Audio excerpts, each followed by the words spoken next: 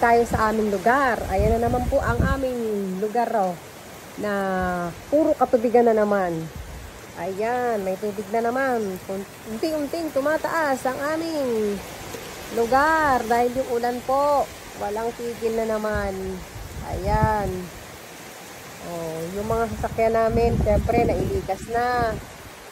Abay, mahirap naman makipagsapalaran sa bagyong ere. Diyos ko. Itong lugar namin, pag walang tigil ang ulan, automatic yan, baha.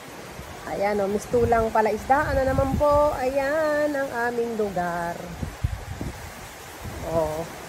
Lakas ng hangin. Ayan, may tubig na rin po.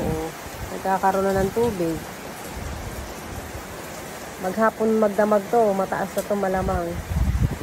Diyos ko. Grabe naman tong karina na to. Perwisyo. Sana tumigil ka na. Ang hirap bumabagyo. Kawawa yung mabababa ang lugar. My God. Tama naman, Katrina.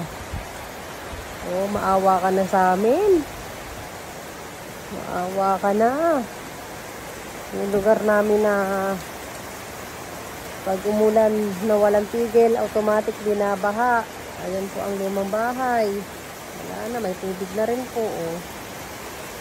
Unti-unti lang tumataas yung tubig. My goodness. Lakas ng hangin, lakas. So, kaya ingat po sa lahat, ingat sa lahat.